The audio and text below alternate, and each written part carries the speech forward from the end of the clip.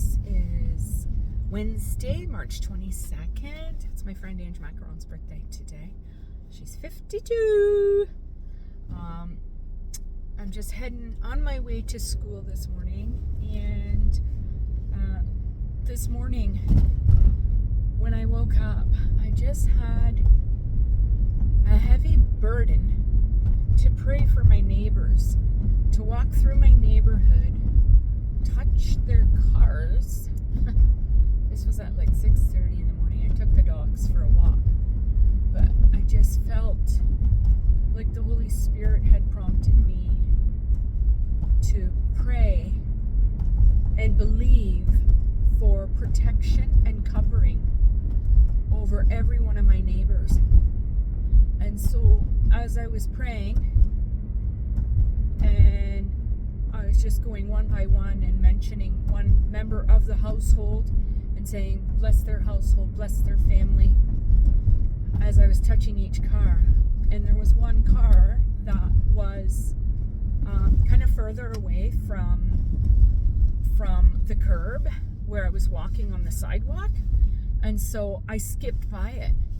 And this is somebody, I love her, my neighbor, and she's got a few sons. And she's been my neighbor for like 7 years now. And she reminds me of a deer. She's just like this spunky, beautiful, loving person, but she's emotionally just wounded and just like not scared, but sort of. I know she has so many struggles and everything, but her car was further back. And the sun was coming up and it was getting a little bright. And I allowed my fear of what people might think of me going and touching and praying on people's cars to supersede my touching, stepping off the sidewalk onto the driveway to go touch this woman's car. And then I just prayed and, and I said, yeah, bless her household. But I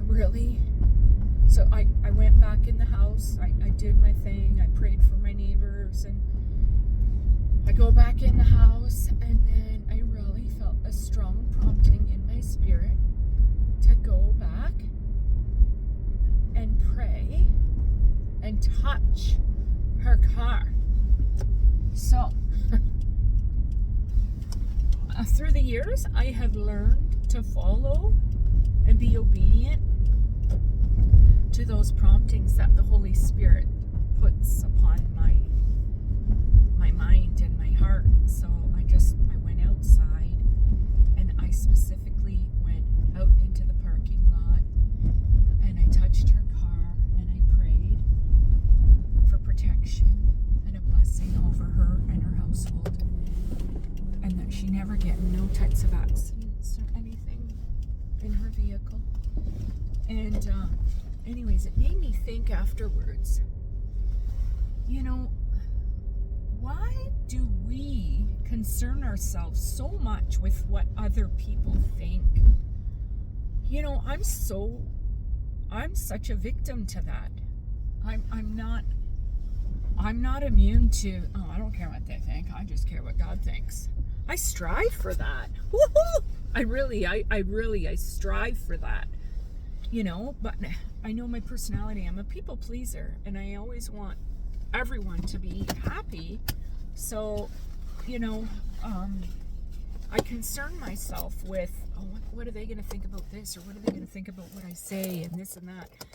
However, really, we need to think about what God thinks about us. That needs to be on the forefront. And I'm saying this particularly for me.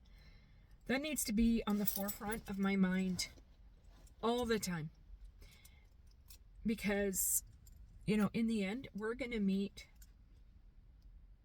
God face to face. And I know that I want him to say, well done, good and faithful servant.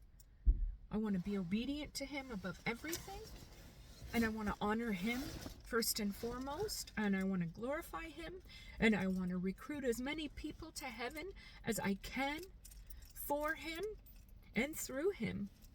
So, anyways, today I challenge you, and I challenge myself, to follow the promptings of the Holy Spirit, that still small voice within you. If it makes you uncomfortable, press through that and do what you feel is right. And you're going to know that you're doing what God has called you to do when you have that peace, because He gives you this peace, and it's from Him when you are walking in alignment with the Holy Spirit. So that's my challenge for myself. And I'm challenging you today as well. Love you guys. Have a blessed day.